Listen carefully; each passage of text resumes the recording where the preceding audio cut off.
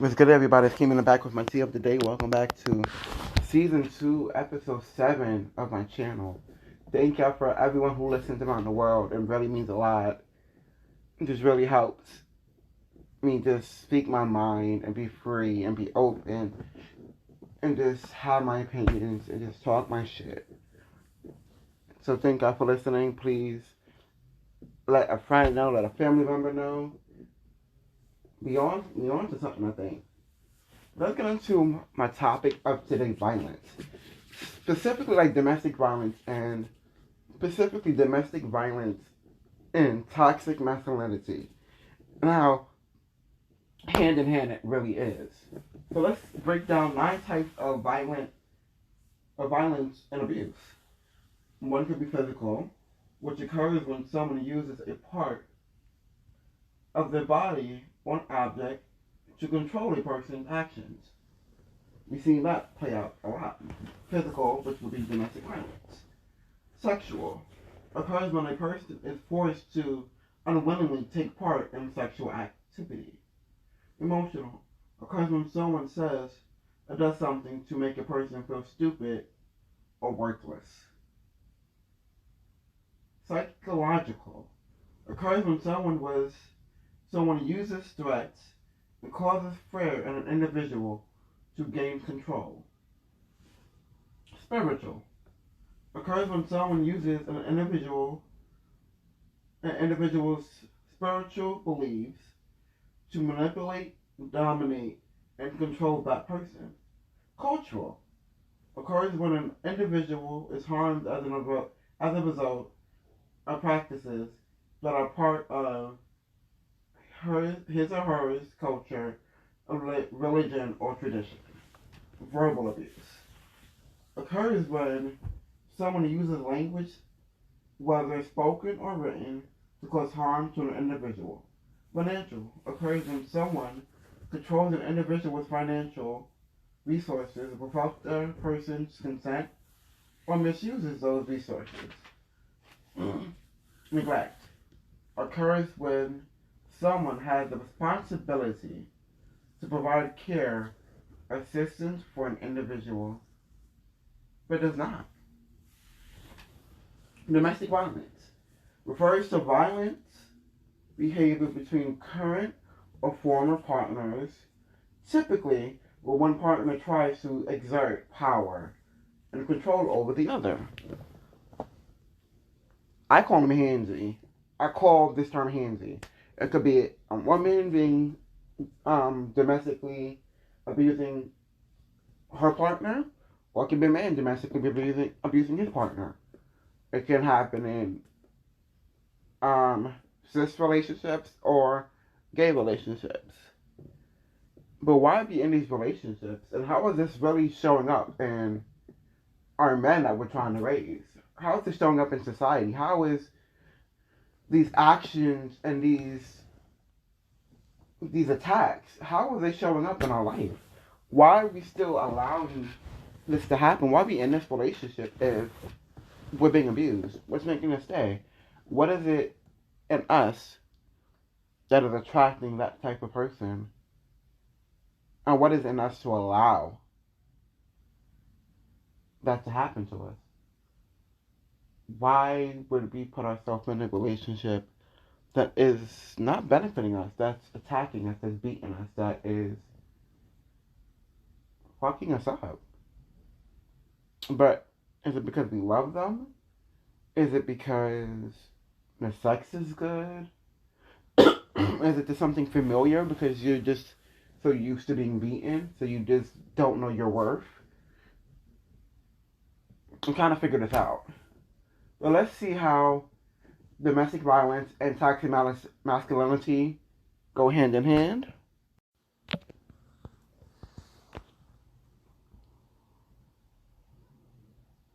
When society puts much pressure on men to behave in an unconnected way, sometimes men can begin to normalize power and control as perpetrators. They can also then ignore or not recognize when they are victimized by domestic violence. Because from an early age, males are taught to believe they should be able to handle physical and emotional abuse. Not having recognition of their own victimization can lead to non-representation of male domestic violence victims. By exposing young boys to the stereotypes of toxic masculinity, society has maintained control of how men should behave. This includes the phrases like "man up," "men don't cry," or "stop acting like a girl." This in return has made it a challenge to raise the boys in a new light, to help put a dent in changing the statistics of domestic violence. We can expose our sons to being human instead of a man's man. This can include ensuring boys that they can be tough without proving themselves constantly. They can accept defeat, and if they need to cry, it is safe to do so. We can assure our sons that it is okay to ask for help. With more compassionate role models, our young men can create their own idea of what a man is or should be.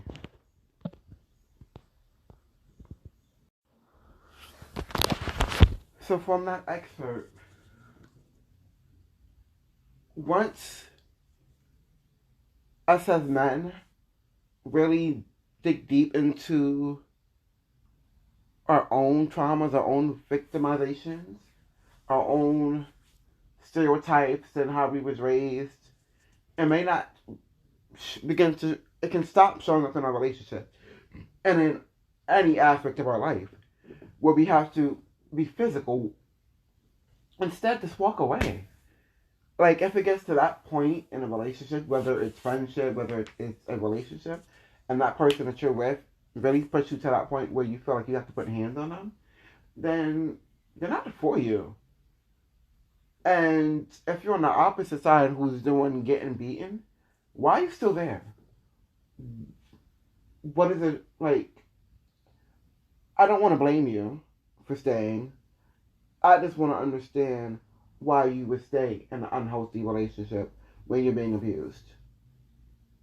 Because I don't understand it. I can't understand a person who would just sit there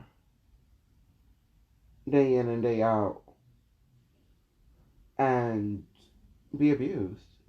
Whether it's physical or emotional abuse. A lot of people have been emotionally abused and they don't even know it. They don't even know how fucked up they are because of all the words that they heard when they were younger. They was ugly. They'll never amount to anything. You're useless. You're not worth it. I don't need you. Like, all of these words can hurt. And sometimes they hurt you more than any fist or hand would. But we need to understand our worth. We need to understand why we're putting ourselves in these predicaments and why we're allowing and condoning things to happen. And timing in, or like going back to my last episode about accountability, it falls right in there because how are we really taking accountability for allowing this to happen? Yeah, like fool me once, shame on you. Fool me twice, maybe shame on you. I mean, shame on me again. Fool me a third time, shame on me. I'm allowing this. I'm condoning this. I'm allowing this to continue to be a pattern and to continue to show up in my life. And maybe you don't understand. Maybe there's no warning of why you're allowing it. Maybe you don't even know that you're allowing it. Maybe you don't even know that you've been abused because you've been abused so many times. And it happens, and unfortunately it happens a lot in our community where we don't necessarily understand that we've been abused or that we've even dealt with a lot of the stuff that we dealt with. And it's a cultural thing. It's a generational curse, per se. But we need to really do our self-inventory And we really need to look inside ourselves and understand and fix the traumas that we have. Because that's everyone has been a victim at one point in time. Which you can't live in the victimhood. You have to move out. You have to become a survivor. Because that's what it is to, live. That's what it is to be in this world, be a human being. We have to survive. Everyone's going to have their stories. Everyone's going to have their traumas. But, yeah. But in terms of toxic masculinity and domestic violence, these individuals are fighting to be heard, especially if it's men who are being the aggressor. Then they're fighting to be heard. And we need to realize, or they need to realize, they need to get crystal clear of why are they fighting to be heard, and why they're just not being heard. Because why are they putting their hands on you? It's something that ticked in them, that they're trying to defend themselves. Who maybe when they was younger and they were being emotionally abused, or physically abused, or sexually abused. Whatever that may look like, or it's been a pattern in their family. They've seen the mom get beat, they've seen their father get beat, or whatever that looks like, and they're continuing the pattern, and we need to break this pattern, we need to break the cycle. Man needs to be able to be as open as ever, because they're human beings. Especially black men who's already dealing with a lot being black, because we're a threat, we are hated. Just for being us, just for being fabulous, just for being our skin tone, our skin color. We're a threat. Automatically. And with knowing that, we need to then, when they come in the home, we need to make sure that they're heard. We need to make sure that they are okay to cry. They are okay to have emotions and show emotions as much or as little as possible.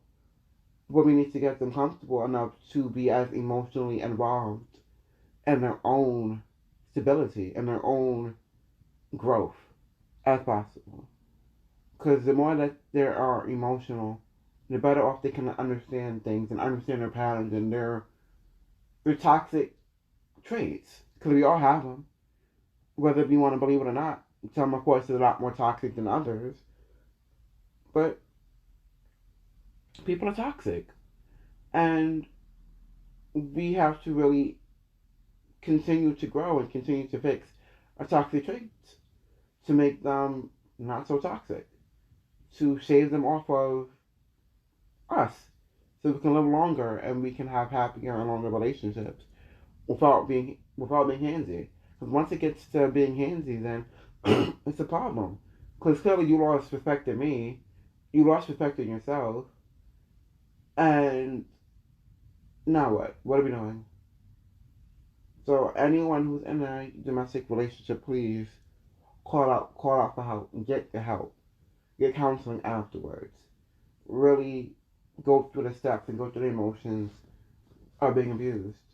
Because once you really admit it, you sit there and you sit in your truth, no one can take that away from you. But you have to sit in your truth and say, I've been abused. And after saying, I've been abused, you have to then want to get help. You have to want to get better. You have to want to grow. You have to want to really look in the mirror, look at yourself and say, how did I get here? And never allow that to happen again. Unfortunately, a lot of people who've been abused usually find someone to abuse them again. And they may not even notice the trait that they have, the instinct that they have. So similar. Could be completely two different people on the spectrum. But for whatever reason, that person likes that trait. Unknowingly. So we really need to dig deep and find what those traits are and how we can avoid those traits and those people in the long run. Because domestic violence is not cool. It's not cool to witness. It's not cool to be around. It's not cool to see the aftermath. And all you want to do is just help. but then sometimes just don't know how to help, how to fix that problem. Let's be clear: domestic violence, toxic masculinity. Let's be clear: toxic traits like ghosting. Like, we spend all this time talking, getting to know each other, and then out of the blue, you just stop writing me or stop hitting me up, or there's no conversation ever again, and there's no explanation why. I think that's like one of the worst things you can you can do to a person, or in a relationship, especially like when it's brand new. You really just try to get to know this person. You're letting your guards down. You're really giving them your representation. You're giving them yourself, and next thing you figure out, I don't know, like they just disappeared out of the blue, and you just don't understand why. But we just have to realize, like, most of the time, it's a sign that it probably wasn't gonna work. They probably realized it. I just wish that they would have been man enough or woman enough to let you know, like, hey, I don't think that we'll be good together, or I don't think I'm ready for you because I'm not in the best space in my life to really give you all you deserve. Because a lot of the time is they're not ready for you. You're in a great spot. You're in a great place. You're doing X, Y, Z. You're doing amazing. And a lot of people may be intimidated by that. And instead of just having the words or having the gumption to just say, hey, I'm a little jealous of you. I don't know if this can work because we're in two different places in our life, or whatever that could be. Instead of you just say nothing, you just disappear. I've had that happen a lot of times, just like everyone else. And it just hurts sometimes. And then it makes you kind of not want to even try again when you've been ghosted. Especially how people ghost people these days. It's just like, it's childish. It's just sad. It's unbelievable. But then it's great when karma kicks them right in the butt and they get ghosted as well. Because then now they understand how they made you feel. I'm not saying that there will be an apology or XYZ, but now they understand how they made you feel because they just felt that same situation. They just felt powerless. They just felt like, damn, am I not enough? I love the term toxic masculinity only because we make it toxic. Us as a world, us as a culture, us as a generation, we made masculinity toxic. But now we need to untoxify it. We need to let it be free. Let it have its balls hang out. Like, let it be free as can be. And let it blossom and grow into these beautiful men who we all want. Like, yes, some people have a certain type or XYZ, but don't we all just want a man who can be loyal, who can be trustworthy, he won't cheat, who has, good sex, and who I would say I can grow with, I can be emotional with, and they can be emotional with me. That is like the most beautifulest thing, to find a man who can just be emotional with you, and who can just show you their scars and not care. I'll open their trunk of secrets and stuff, and not care. Just be so vulnerable to the point where it's like you really connect, you really understand each other. Instead of all of these hard men who just have half of the things that you probably would be looking for, who is not that intriguing, who just, you can't read them. I can't deal with a person who I can't read.